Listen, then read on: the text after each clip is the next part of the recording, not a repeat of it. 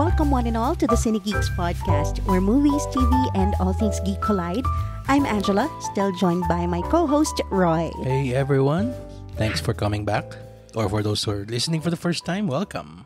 Hi y'all, we are now Hi y'all. in season 2 Yes. of the Cine Geeks podcast, year 2. Yan. So bale, year 2, start ng second year natin. So ito na yung second season natin. Yeah, episode 1 of season 2. Yes. Yeah. Okay. And for our season premiere, we'll be talking about 2 new releases. 1 movie and 1 TV, or should I say streaming? Series. Pwede. Series. Sige. Actually, by the time this episode releases, the movie is already out, or has already been released, and the show has just started. So hindi ko alam, actually, hindi ko na-check kung ilang episodes. I'm also not meron. sure if it's Oo, gonna isang drop bagsak all ba siya? episodes at the Pwede. same time. Parang The Bear, no? Oh, pwede. Pero yun, so that's 1 movie and 1 streaming show. Yeah. And Yes. first one being Kumantong, directed by Sian Lim, written by Lim and Iris Lee, starring Cindy Miranda, Max Natapol, Jaria Terracausal, Althea Ruedas, and Eman Esquivel in his introductory role. Yes, and the streaming show we are going to be talking about is LOL, Last One Laughing Philippines. The international reality game show franchise has finally come to our shores.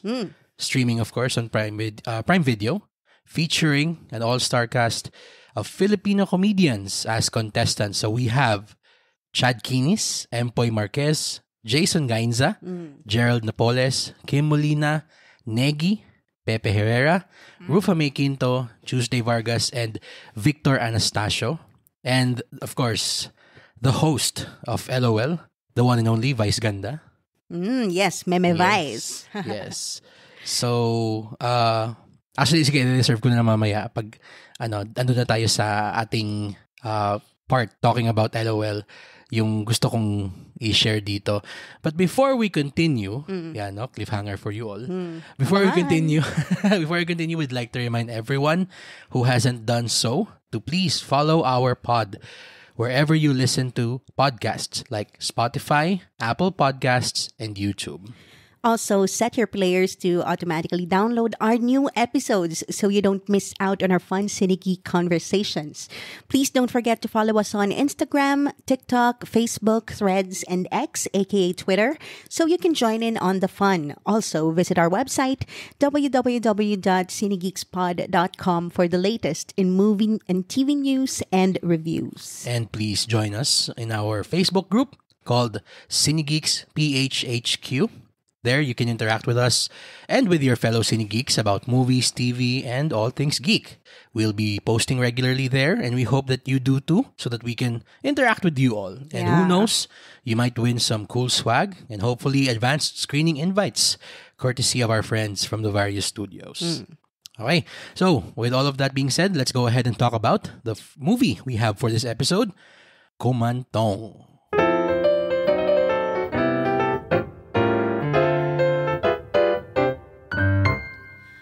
A mother grieving the untimely passing of her child is offered the chance to reunite with said child, but with unearthly consequences.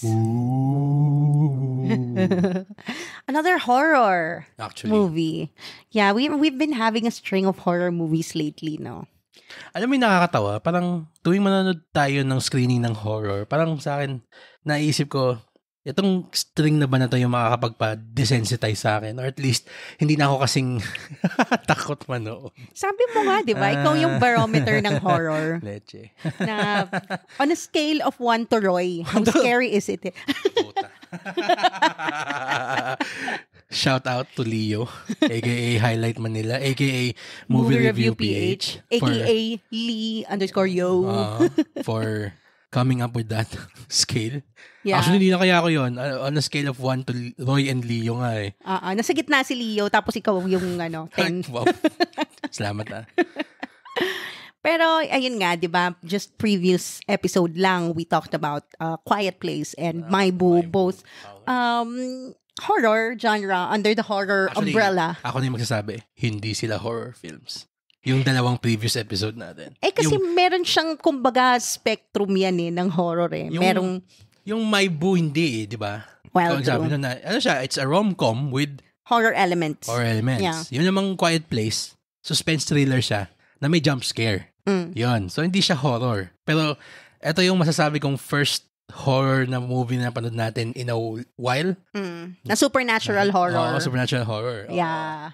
Marami kasing subgenre yan di ba? True. Anyway, so, ayan, sige, let's get started na. What did you think of Kuman Song or Kumandong or Kuman Tong? Kumantong.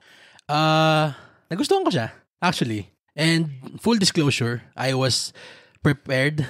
I actually came into this movie preparing myself to hate it a lot. Kasi parang, okay, horror na naman, same tropes, ganyan, paulit-ulit na lang tayo. Pero, tama. I was happy to be proven wrong. Both by yung mga expectations ko and kung ano yung napanood natin na final product. First off, I would like to give props to Sian Lim as a director. Okay? Now, I don't give a fuck about what's happening with him and his personal life. Okay? Again, if you know me, you talk to me on a regular basis, I will tell you that I hate all of that showbiz stuff.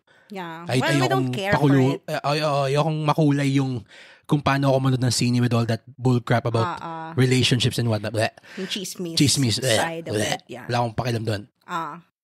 As long as wala siyang crime na kinocommit, and I don't think he has, I mean... Crime against love? Oh my God. Anyway, yun, sure, why not? Crime against their idol. Okay. Pero, did he commit a crime against cinema in this movie? No, he did not. Crime against humanity. Iba na yun. Crime against the supernatural. Hindi nga din Actually, nakaka-hearten kasi it's very, very similar to another horror movie that we talked about before. It's yung Kampon.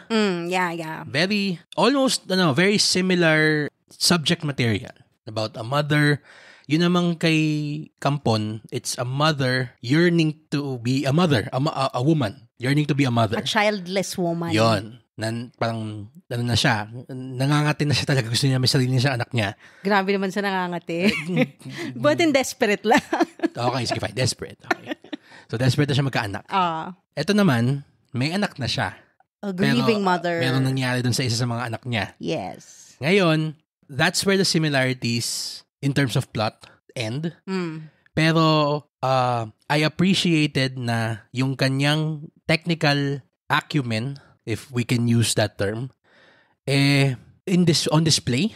Yung kay Sian, yung kung paano siya mag-stage ng scenes, kung paano siya mag-frame ng shots, paano gamitin yung camera to create this sense of unease. I haven't seen his other film, yung My Universe ba yun? Basta kay Jano Gibbs?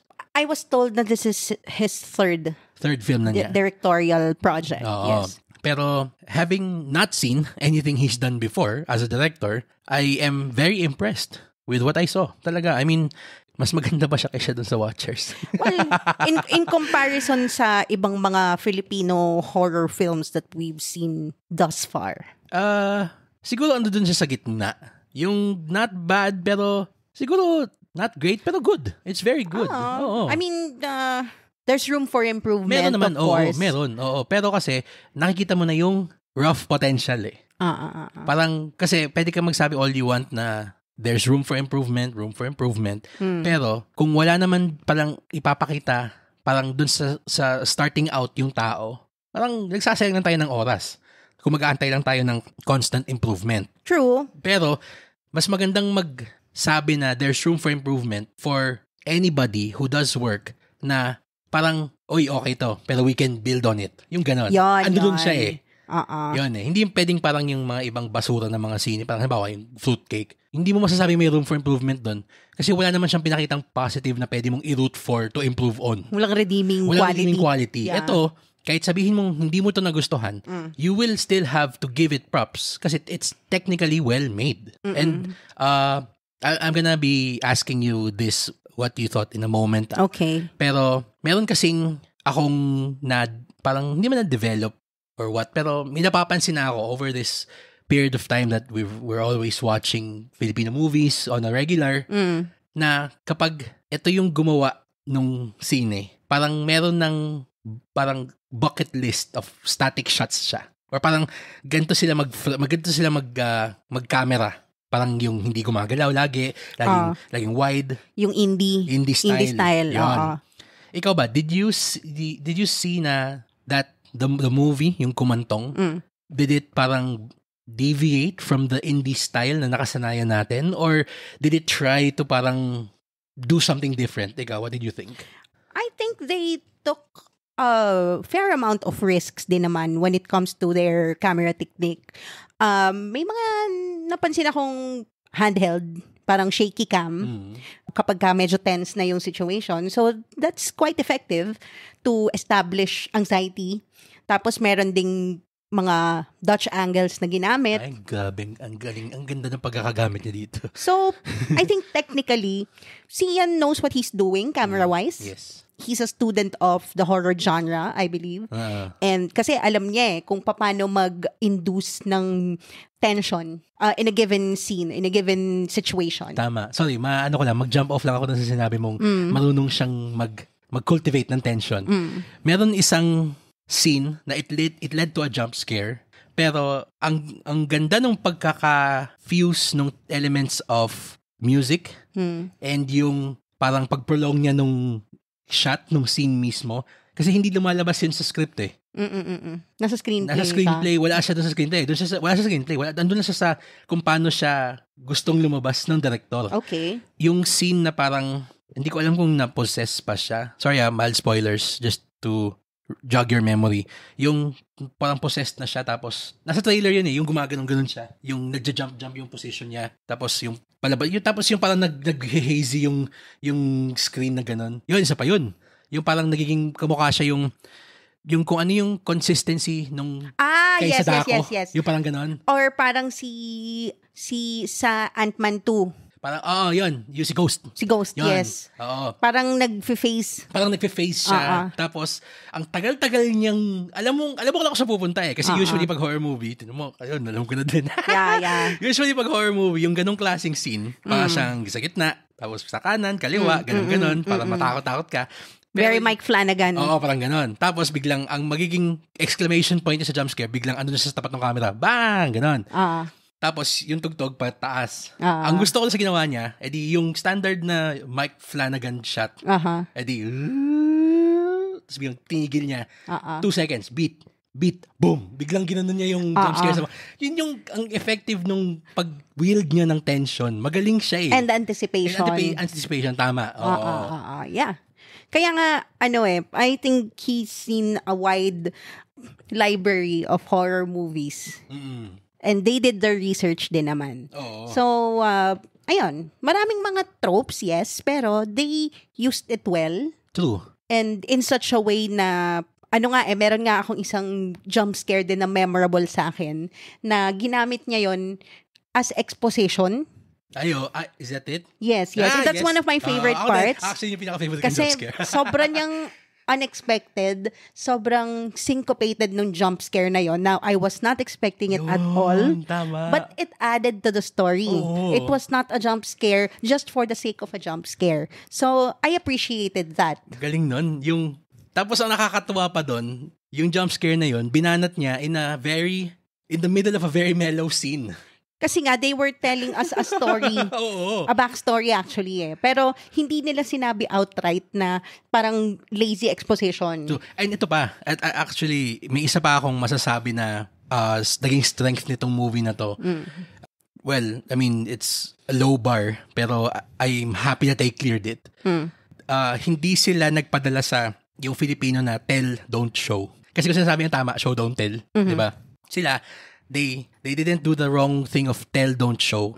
Intentionally nilang sinulat yung character ng mother, si Clara, yes, played by Cindy Miranda, na grieving and guilty about what happened to the child. Yes. Sa simula, hindi pa pinapakitang ganon. Ngayon, nung unang na-meet nung isang character itong si Clara, tinanong kung ano nangyari dun sa bata. Ang sagot niya, nagkasakit. Tapos kaya namatay.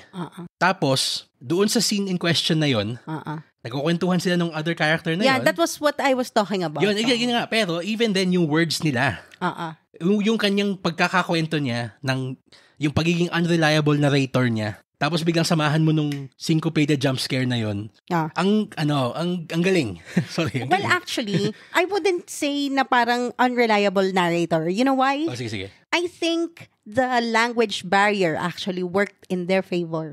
So you think na siya, hindi man mistranslation parang intentionally misunderstood talaga. Meron talagang miscommunication. May disconnect talaga. Sorry, by the way, what Angie is referring to is this movie takes place in Thailand, yes. Yon, kasi ito si Clara, she meets a Thai local, si Saichon, and Saichon brings Clara and her only surviving child to meet his mother. Yon. By the way, we were told that this was the first acting credit of the actress that played the mother of Saichon. Again, yung name niya is si Jaria Theracausal. Oo, she's very good. Galing niya. Ang galing niya. Oo. Meron akong nakikitang notes na parang Kathy Bates, Misery. Oo, no? Galing. Grabe yung pagiging unhinged na no? Oo. Yung sa isang part na medyo climax na. Oo. Ang galing niya doon. Very Kathy Bates. Diba? And also, I mean, lest we forget, si Cindy Miranda herself is no slouch as well. Kasi we've seen a host of horror movie performances over the past few months. And siguro meron na tayong barometer natin about the good performances, the bad performances, and those in between. And would you agree if when I say na her performance here is somewhere up the upper percentile? Siguro mga 80th or 85th percentile of good performances ba? I mean, I would have loved a little bit more range. Okay. Kasi parang, I understand kasi yung characterization niya is a grieving mother. So, hindi mo naman makikita yung jovial na bubbly side niya when she's grieving. Pero, well, I can't help. And this is also parang an unfair comparison to Lupita Nyong'o. Na she is also grieving her own life, di ba? But she can show you a wide range of facial expressions even without words. So parang yun yung hinahanap ko pa. So I cannot say na nasa 80 to 85th percentile siya. So Kasi 70, 75th? Pwede. A little above average lang siguro. Or a little bit better than dun sa isang pinagko-comparean natin. Kasi yun talaga napaka one-dimensional. Isa lang yung facial expression in the entire movie. At least Cindy Miranda gave 2 more. Or 3 more facial expressions. Pero dito tayo pupunta sa yung sinasabi natin kanina about Sian. Na it's the best time to say that there's room for improvement is after you have been shown that there is potential and that the improvement is doable. Kasi yung isa pwede mong sabihan na may room for improvement. Kaso kung magsasabi naman yung mga tao sa paligid niya, tapos siya din sa mismo sa sarili niya, alam na niya, believe na siya na yun na yung best niya. Wala na magiging improvement nun. Yung kinokompara natin kay Cindy. Pero at least dito yung kay Cindy, nakita mo na parang okay, we can work with something here. Na pwedeng mag-level up further and further and further in the future. I mean, this all depends on Sian Lim if he will welcome constructive criticism and not take the comments na personally, diba? I'm talking about yung sa acting na lang, yung kay Cindy. Yung kay Cindy. Same, yun. So, exactly. if she'll take constructive criticism and not take everything we say with parang animosity, kasi she has the potential. Yes, she does. Yes, she does. Effective naman. Nadala naman ako sa acting niya. True. But, you can do more. Parang there's more in there. Konting pa. A little bit more experience in this genre. You can add more dimensions to any role. Not just horror. True.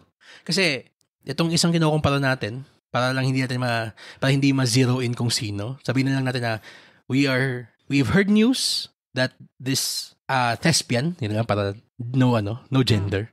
This thespian has a new project coming out soon and that we have seen some footage of this thespian's new work, and said thespian has not shown improvement. Even though said thespian. sorry. Not a thespian. Just a thespian.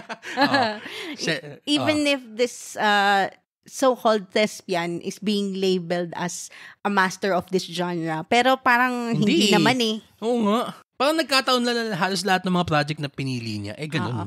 Siguro ang masasabi ko na lang, the Scream royalty, the crown, is up for grabs. Hindi pa sa kanya. Hindi pa siya nakokoronahan. Chris Aquino pa rin. Sorry. Hindi. Sino ba to? Wait lang Meron ako na isang naiisip na na Scream loyalty. Oo, wait lang Si Esner Ranolio.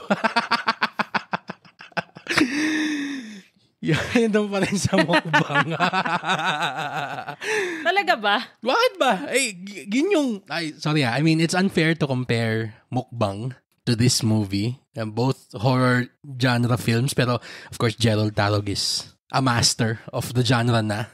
Wala na tayong magagawa dun. Wala na siya. Siya yung parang gusto kong abutin ni Zian na parang tugatog ba nung skills niya as a director if he chooses to still continue making horror films or genre films at least. 'Di ba? Doable yun kasi nakikita ko na ang laki-laki ng influence ng western, horror and other genre works sa kanya. Ang isang masasabi kong influence niya for sure si M. Night Shyamalan. Kasi isa siya sa mga Basta, yun na lang. Sabihin na natin. Yan. There is a very M. Night moment there. Yun na lang. Yun. I'll leave it at that. Napaka M. Night. Anyway, sige. Final thoughts. Final thoughts about, ikaw, muna. Me first? Sige, go. Yeah, Kumantong is definitely an improvement kumpara sa ibang mga horror films na locally produced. Yes. And I think big part of that is the acting then of the Thai actors in the film. Sorry. Have to give props to Max Natapol. Galing and niya. Jaria. And yung si Mother. Si Max more, kasi natin si nanay kanina eh. Pero yung si Max, galing din. Actually, yung acting is the strength of this film. Even si Althea Ruedas. Well, I mean, she played her role perfectly to a T. Na parang her acting, in my opinion, for me, it made me feel emotions about the character, about her character that I know the movie wanted me to feel, especially dun sa expository parts of the film. And the kid is showing potential. Yun yung showing potential, yes. I can agree with that. Sige. And bata pa siya. Dami niya pang i-improve talaga. Pero never stop. Never stop improving. Never stop. Honing your skills. Never stopping. Popstar. Yeah, so ayun. So props to the Thai actors. And the Thai setting actually worked to build the tension and yung miscommunication and yung desperation ng situation. Kasi nandun ka na sa takot ka na pero kailangan mo pa mag-English. Yun yung horror dun. Grabe. How about you? Final thoughts? Well, may i-echo ko lang yung sinasabi mo kanina pa. At sinasabi natin kanina pa na you give someone a leash na there's room for improvement when you can see na meron pa talagang i-improve yung tao. Mahirap magsabi na may room for improvement para sa taong naniniwala sa sarili niya na magaling na siya. And I will not comment on the personal side of these people involved in the production. Pero I will say na as far as what I saw on screen, everything was good and it could be greater. And I hope that everyone involved will show or put in the work to improve. Kasi Sian, as a director, I can see him talagang making more better work in the future. Cindy Miranda, I can see her giving better performances in the future. And of course, si Althea, si Max Natapol, yung actress that portrayed Max's mom, they all have bright futures ahead of them. I just hope that they put in the work to be greater on their next projects. But for now, for Kumantong, they are they have all put in good work. Ako sa akin. Yes, I agree. So, ano natin dito? We'll give it a rating of? Yeah, solid B+. From the Cine Geeks. All right. Recommendation, it's already out now. Dapat, when this episode uploads, go catch it in your nearest cinema. All right, let's now go over the TV show that we have on for today's episode, which is LOL, Last One Laughing Philippines.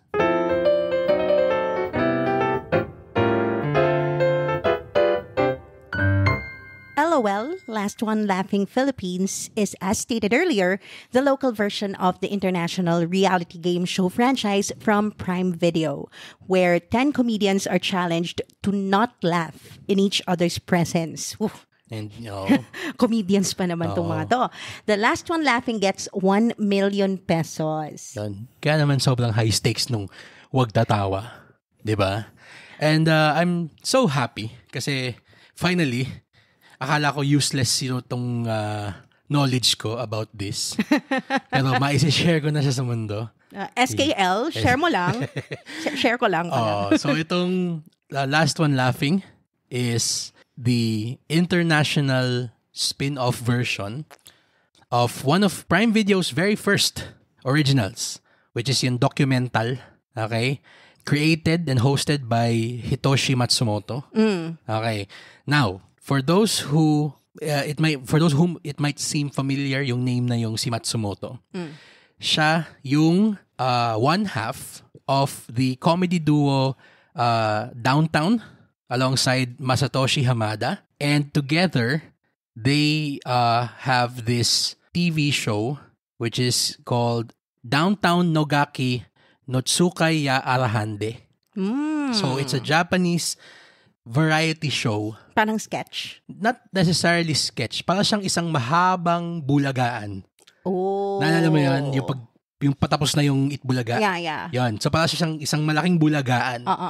Yung itong Downtown Nogaki. So may pagka-game show gano'n. May pagka-game show siya, oo. And one of the games na sobrang popular dun sa Downtown Nogaki is yung Batsu game. Or yung Last One Laughing. Parang essentially yun na yung naging format niya na parang maggagaguhan sila, walang tatawa, pag may tumawa, sasapakin sa ulo. Ganun lang kababaw yung stakes pa nila nun. Kasi talagang for laughs lang talaga. Yeah. Yan, until eventually naging sobrang higher and higher stakes na yung mga Batsu game nila.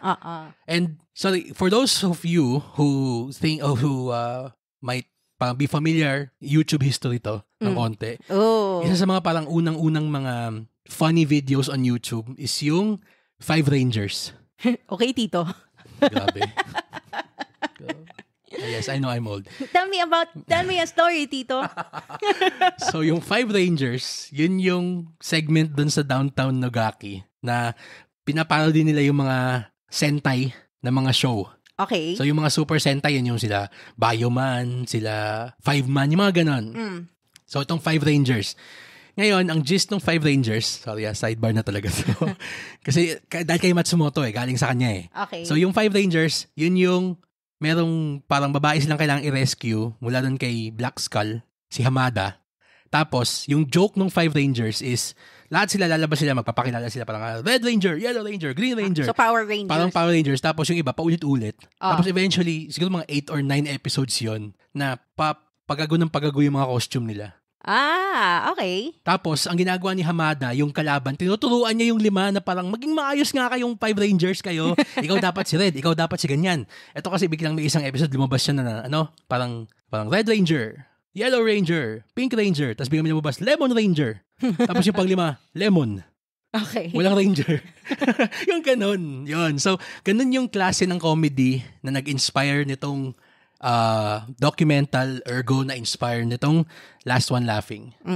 And marami na siyang iterations, ha? Oo. Marami na siyang international Worldwide. franchise na inadapt ng iba't ibang bansa. That is true. Ilan na ba? Siguro at least 20 to. Nasa listahan. Nakatingin ako sa Wikipedia ngayon. And by the way, we were able to attend the press con as well. Yes. And they mentioned na LOL Philippines has the first LGBT host. in all of the franchises. Yan. The international franchises of LOL. Yes. Sige, by the way, medyo i-format natin differently itong discussion natin about LOL. Kasi we saw just the first 2 of 6, tama na? Yes. 6 episodes of this game show. And we're gonna be talking about this, what Ange said earlier, yung PressCon. Ang dami nilang magandang mga naging mga points, mga diniscuss doon. Why don't you get us started? Sabi mo nga na this LOL version has the first LGBT host. Yeah, that's one of the special things about LOL PH.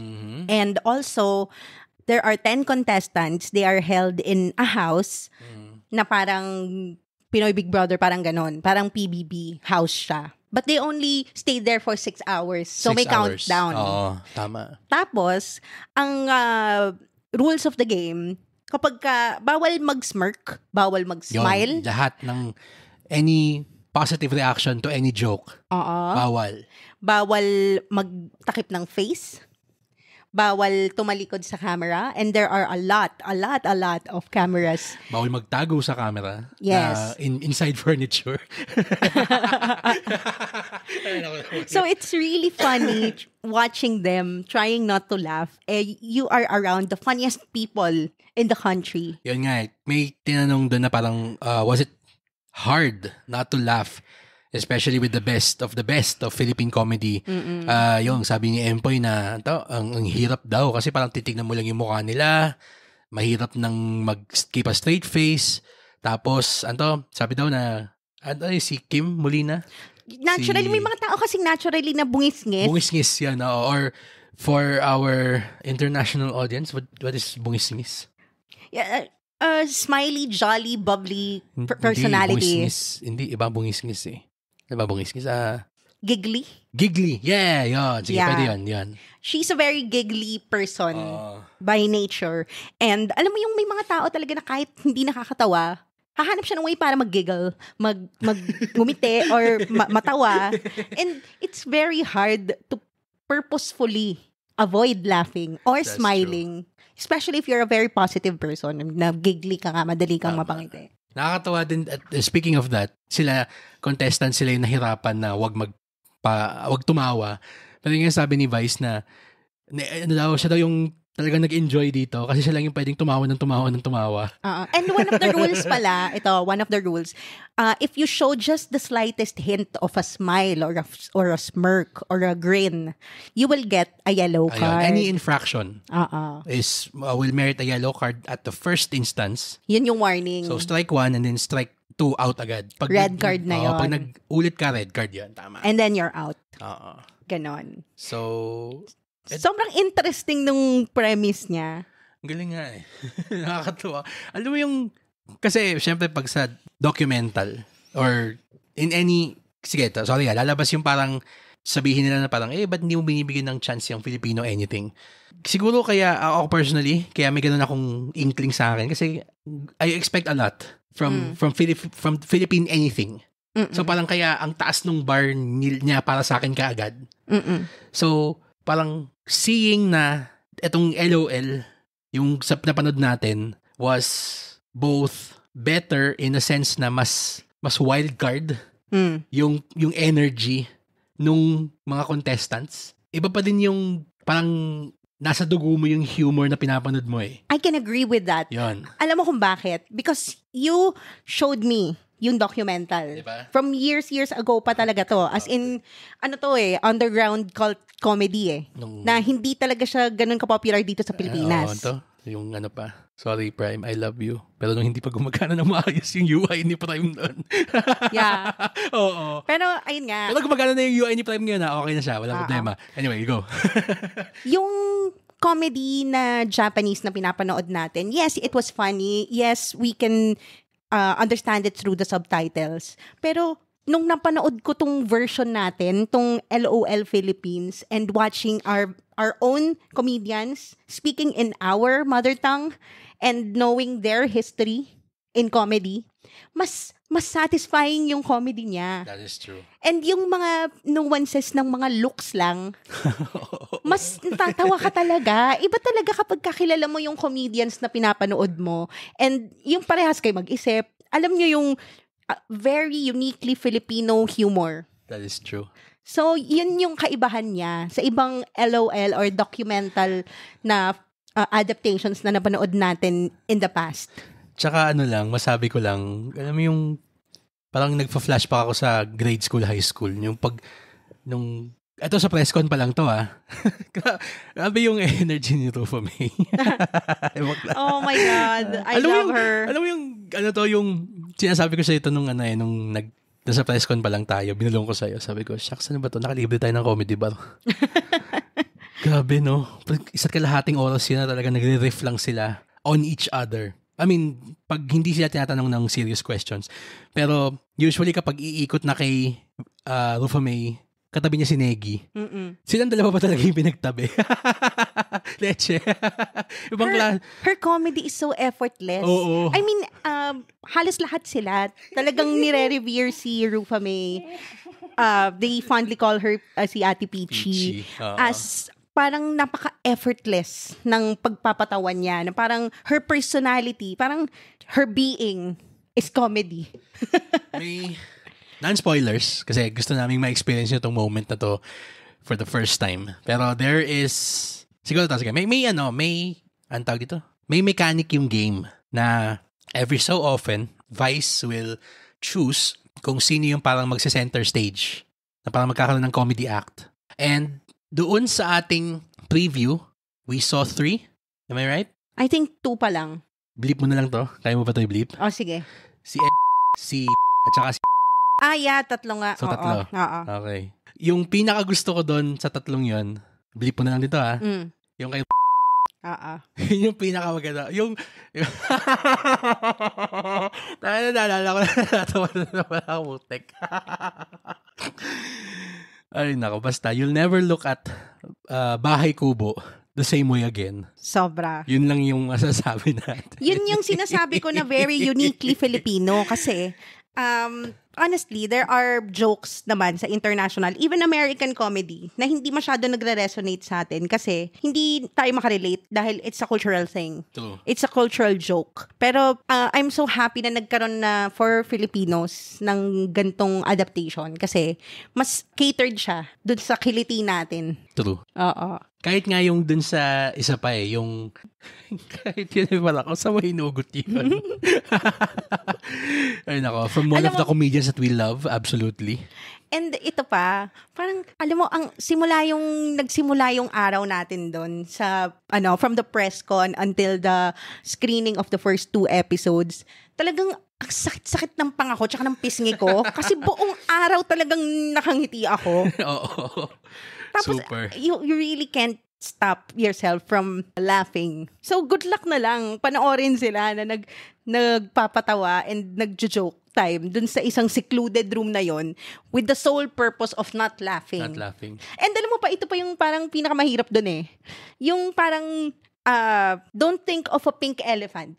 And then you will think of a pink elephant. Parang ganon. Yung ganun, tama. Yung parang na-reverse psychology ka na ewan. There's something about your brain na nilalabanan mo yung bawal. True. Ganon.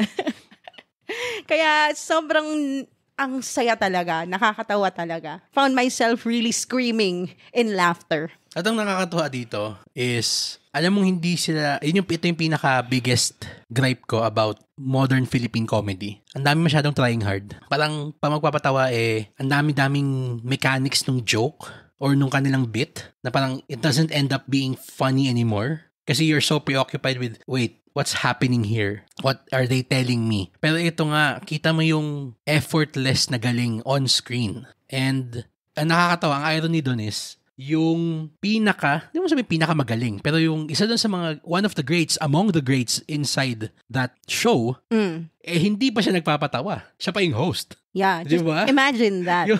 yung one of the greatest comedians is just laughing her ass off din.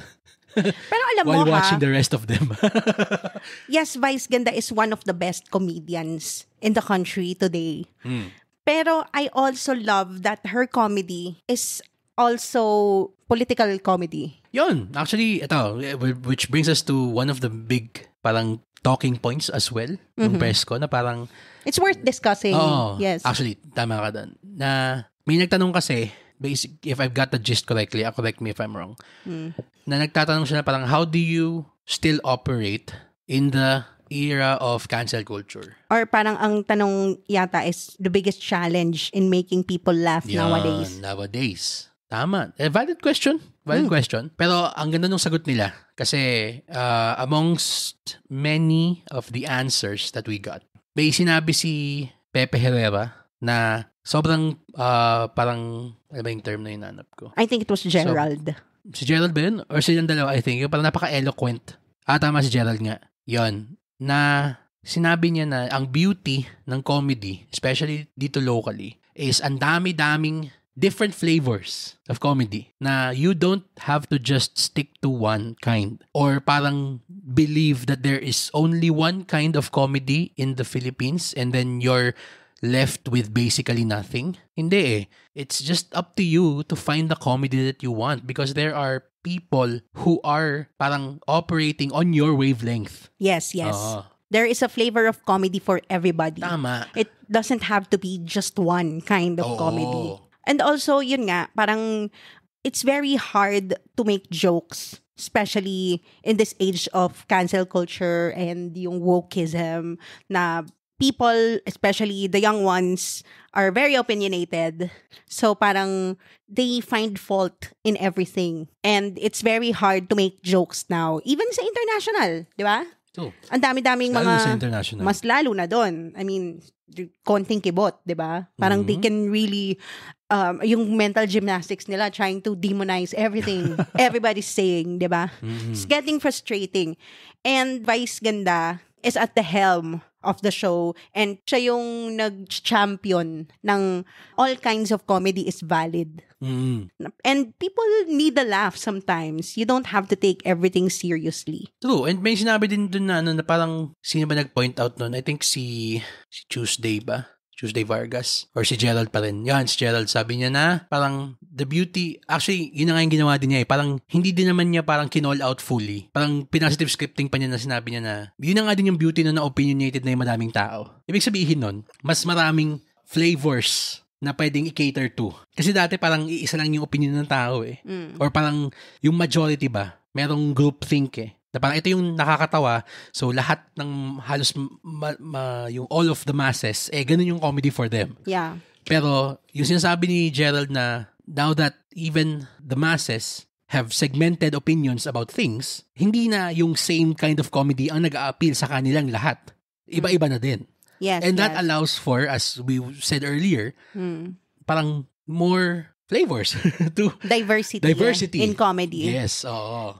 Kasi dati mga uso lang na comedy, pag sabi mong comedy, slapstick. Dolphy, yun lang. Redford White, Babalu. Slapstick comedy, punchline comedy, sketch comedy. Actually, wala nga sketch eh.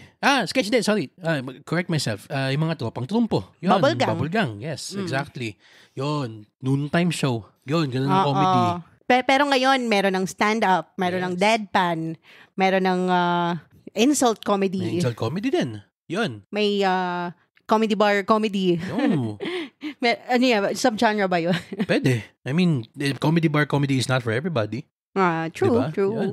Kaya nakakatuwa na they were able to bring these diverse voices in comedy. And I don't mean that diverse in a woke way.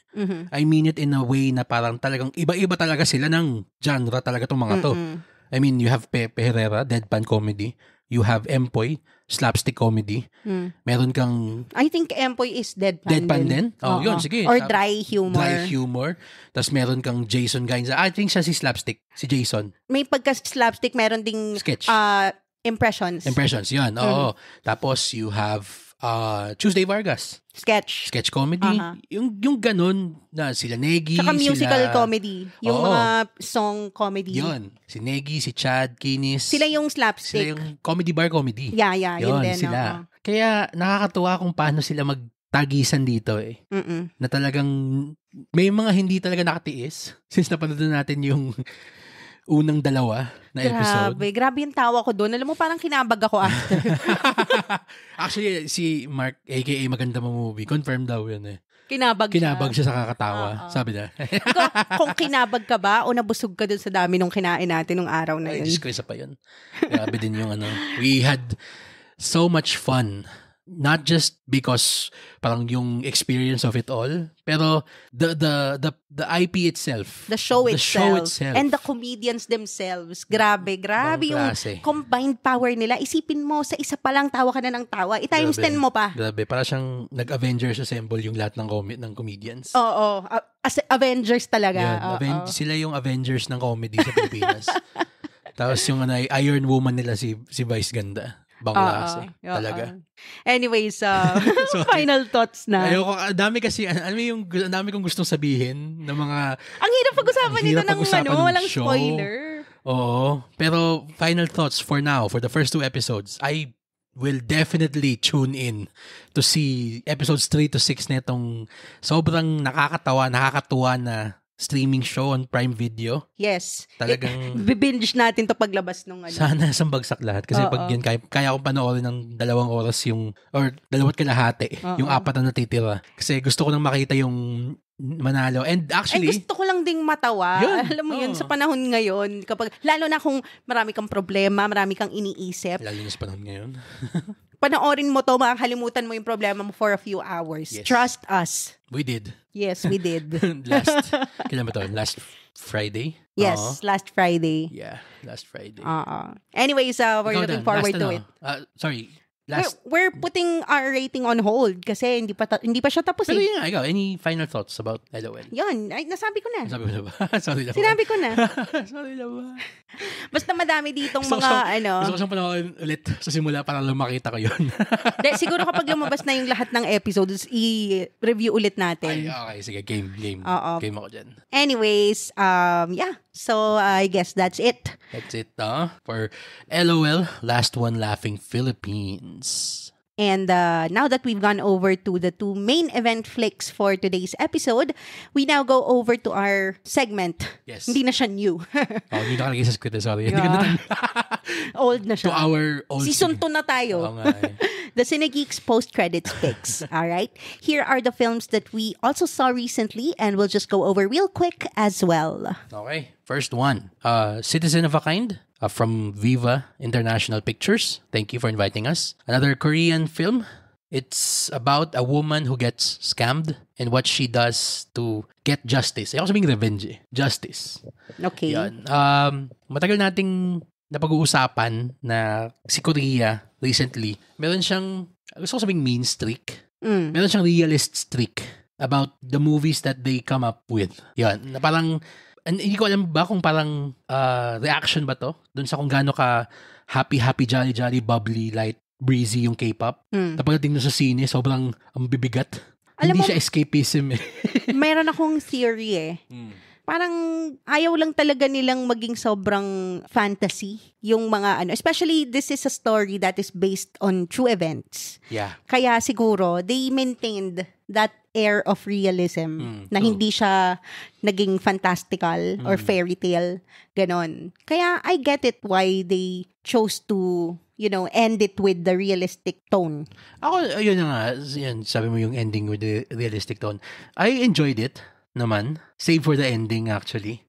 Kasi nasanay tayo masyado na kapag ganyang klaseng sine na essentially wish fulfillment siya. Gusto natin yung ending na talagang yung crime nung kalaban, makakakuha siya ng kamapans or punishment niya na kasing bigat nung crime niya. Yon, which is like The Beekeeper. Yon. Actually, same nga eh. Na may na-scam, tapos may maghihigante, ganun. Yeah. Pero dito, yun na nga, our prognostication about this thing na parang maybe Korean film in general, they would rather parang be realistic about what's happening with their society than to go and pander to wish fulfillment. Okay. Pero aside from that, what can you say about the movie itself? The story? I mean, it's based on a true story, so parang I can't really comment much. I don't know the real event that took place. Pero as a movie, it was fun, engaging. Daming cheer-worthy moments, lalo na kung galit ka sa manggagancho. Pero yun nga, medyo ang na-irk lang ako ng konti dun sa ending. Parang, di ba pwedeng magulungan ng pison yung kalaban? Please.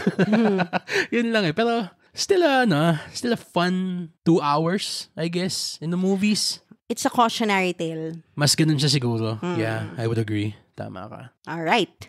So, next in the docket, we have A Strange Way of Life. Ayan. So, this is a short film by Pablo Almodovar. Yep. And it's about 2 cowboys. Yeah. In the desert of Texas. Sorry, mano ko lang. Texas ba? Yun na nga, ito pa, yun. Maliban nun sa yung geographical location niya. Ano sa palagay mo yung time period niya? Vague nga Di ba? Oo. I don't think it's relevant. Basta, ito na yung masasabi ko dito. Mabilis lang. Hanip yung mga damit nila. It's the fashion. Sobrang green denim. Yes. For life. Never seen denim worn by a cowboy like that. In yung Bermuda grass green. at bakit ganun sobrang on fleek yung mga damit? Oh, it's because it was produced by Yves Saint Laurent. Yes. Yeah, so it's a YSL production in cooperation with Pablo Almodovar. Pero as a short film, ikaw, what did you think about it? As a short film, it felt complete and the characters were well thought of. They didn't need a full-length film para ma-explore yung characterization nila. It's very simple and but poignant. Simple and poignant. Yun, very poignant. Yeah. Heartfelt. Kudos to the performances of Pedro Pascal and sorry. Kudos to the performance of Pablo Escobar. Pwede rin. Siya din naman yun. Hindi ba si yun? Si Wagner Moura? Basta Narcos din. Oo. Sige, anyway. Yan. Kudos to Pedro Pascal and Ethan Hawke for their very affecting performance. Yun nga it's a very fitting offering for Pride Month, although we watched it in July. True. So Pride Month has been over for 3 days. But we'd like to thank Cinema 76 for inviting us to watch this film. This was very heartfelt, albeit short. Actually, emotionally devastating yung scening to. Kahit 30 minutes lang siya, parang ang bittersweet. Ang bittersweet niya. Yeah. So, ayun, medyo di ba sa downer, pero sana you still have a chance to catch this in Cinema 76. Again, thank you, Cinema 76, for alam mo, I want to describe it in the most perfect way possible, pero I cannot think of an English word. I can only think of a Portuguese word. It's called saudade. So parang, it means parang longing for something. Melancholy. Not really melancholy Kasi melancholy is parang loneliness Okay. Pero saudade is something na parang you're longing for a thing that never was. Yeah. Perfect. Yeah. Yon. So, wala akong maisip na saktong translation niya other than that Portuguese word. So, parang blues, ganon. For a very green and brown movie. I felt the blues. Anyway, that was A Strange Way of Life. And then we go over to another cowboy film naman. Ito naman, iba naman to. Ibang klaseng cowboy film naman. Sobra namang Hindi cowboy miniseries na to. Miniseries. Horizon, An American Saga, Part 1. Yes. We actually saw this way back 3 weeks ago ba? Thank you to Parallax Studios, Saga Film Studios, Axenite Productions for inviting us to see the advanced screening of this film. It was a film, all caps. It was 3 hours long. Grabe. Yeah, and sobrang niyang lore-rich. Yan. Ang daming mga storylines na susundan. True. It's like, para kang talagang nagbabasa ng history book. Kasi Game of Thrones. There are different territories. Yan. And this is about another scam. So medyo connected siya in a way dun sa iba nating mga movies. Kasi, kasi there's this parang, alam mo yun, since kanununuan natin ang hihilig ng mag-scam. So, may scam na nangyayari dito sa isang town na to. May isang parcel of land in the west.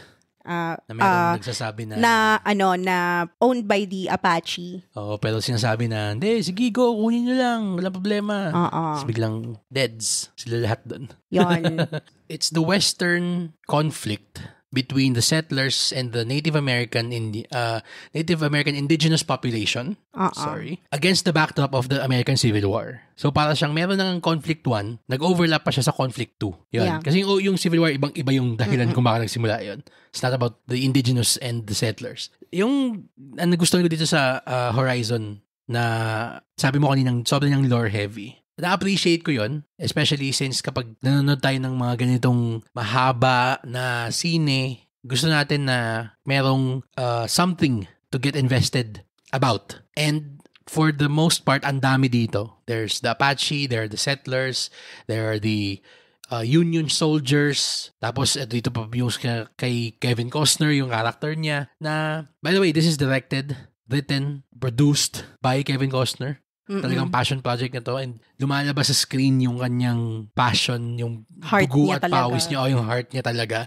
Sobrang ramdam na ramdam mong he has been aching to tell this story. And although medyo hindi in his favor yung current trajectory niya, box office wise, I sure hope na makuha pa rin natin yung opportunity to see the complete picture kasi this is part 1 of 4. So the second part will come out in August. So I am excited to see where this goes. I actually remember this when we were talking about the film after the screening na this feels like table setting pa lang. So there's really not much going on. Parang we were just introduced by the different houses, kumbaga. Yun. In Game of Thrones talk. Parang ito pa yung mga iba't ibang mga domain. Tapos ito yung mga ruling families or houses. Yes. In every domain. Ang ano lang dito is the closest I guess that we can compare it to, not necessarily in terms of story, pero yung kanyang weight, yung laki niya, yung size, epic size niya, parang Dune Part 1. Yes, ganon. Okay. Pero where Dune succeeds and where Horizon sort of slips on a banana peel is hindi focused yung kanyang narrative. Sa sobrang ang dami niyang gustong ikwento na kwento, hindi siya makapag-focus sa isang character na parang audience avatar natin. Doon kasi sa Dune. Doon sa Dune, hindi sa dito. Meron tayong Paul Atreides. Oo. Pero isn't it parang common sense to focus on Kevin Costner? Kasi siya yung bida. But and siya Kevin yung Costner comes in at 1 hour and a half. Yun nga. Kasi nga table setting siya. Diba? And he doesn't stay on screen for long.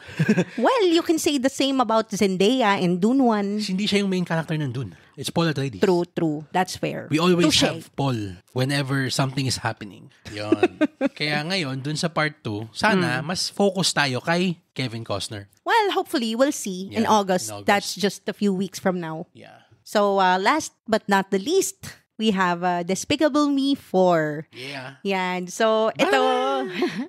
Ayan, Despicable Me, this is the fourth. Fourth na pala, no? Nakailang movies na ba? Counting the Minions, 6. Minions 1 and 2 na? May Minions 2, di ba? Hala. Yung si Foxy Brown ba yung kalaban nila doon? Basta andun siya sa dulo ito na parang... Basta, kasi ang kalaban nila sa una, yung unang Minions, si Sandra Bullock. Tapos sa Minions 2, yun nga yung Queen ba yun? Ha? Ay, hindi. Yung kay Sandra Bullock pala yung kay Queen, yung crown. Yung crown jewels. Tiyan ko kung tama yung recollection ko. Yung Minions 2 ba yung parang The Rise of Gru? Rise of Gru. Yung 70s? Si Taraji Henson yung nila, kalaban nila. Yung disco. Si Bell Bottom yung disco. Yan. Pero ayun nga, I can never get tired of the Despicable Me franchise. Yeah. Kasi ganun pa rin siya ka-fresh, ganun pa rin siya ka-funny, and sobrang kids and adults alike surely enjoyed in the movies. Oo naman. I can say that for myself na isa ako sa mga malalakas tumawa doon. And right at the perfect time. Kasi ayun nga nagiging intergenerational na rin tong Despicable Me Kasi yung mga unang fans nitong Despicable Me 1 pa lang. Tayo yun mga young adults tayo nun Tsaka yung mga kids noon, ngayon malalaki na din. So, parang lumaki na din. Parang tumanda na yung fan base nito. Tapos, nag-gain pa rin siya ng younger and younger fans. True. So, I'm happy na they are parang keeping this franchise alive. Yung may ano siya yan, may sense of finality yung kwento nito. Pero I'm pretty sure that they're gonna find another way to make Despicable Me 5 because this franchise shits money. Yes, So, indeed. kailangan nilang ituloy. I'm pretty sure na ang magiging continuation na nito ay yung mga Minions na. Yes. The natural, Kasi, trajectory. Ako sa tag dito, nadidistract ako dun sa kwento kapag wala yung mga Minions. Actually, mas gusto ko makita yung mga Minions. No, Story Hills ka dyan. Go back to the Minions. Gusto ko lang matawa sa shenanigans nila. Kaya, alam mo yun, nung unang lumabas yung Minions na One. grabe yung kumita siya ng $1.159 billion. Grabe, no? Grabe, no? Matindi. Parang ito if I'm remembering it correctly, way back then, parang sinasabi na napaka Marx Brothers nung comedy nila. They don't need dialogue. They don't need coherent parang words na sinasabi to be funny. Yes. It's the physicality of the comedy and yung implied meaning ng pinagsasabi nila which just absolutely tears the house down. Para siyang panto. Pwede. Yan. Na hindi mo kailangan ng dialogue. Very Buster Keaton. Yan. Actually, ganun. Puro mga gibberish lang. Buster Keaton silent film eh. So, talagang super physical visual comedy. Kaya, pag dun sa kwento, parang alam mo yung excuse na yung kwento para lumabas yung mga Minions. So, pero I want to see more solution, Minions. Let's do away with the kwento. Let's go back to the Minions. By Gru. Yes. So, By Gru and family. Okay na yun. Sige na. Okay na yung kinagru. Ayun. Okay. So, that's it for our episode. Yes. Talking about Kumantong and LOL, Last One Laughing Philippines. If you've seen the movie, Kumantong, or the show, LOL, please share with us what you thought about it. Comment it on our social media accounts or down below on our Spotify episode page. And also, don't forget to set your players to automatically download our new episodes so you don't miss out on our fun Cinegeek conversations. And while you're at it, give us a 5-star rating on Spotify and Apple Podcasts if you had fun or learned something new during this episode. And as always, we want to thank Viva Films and Prime Video Philippines for inviting us to the advanced screenings of Kumantong and the first 2 episodes of Last One Laughing Philippines.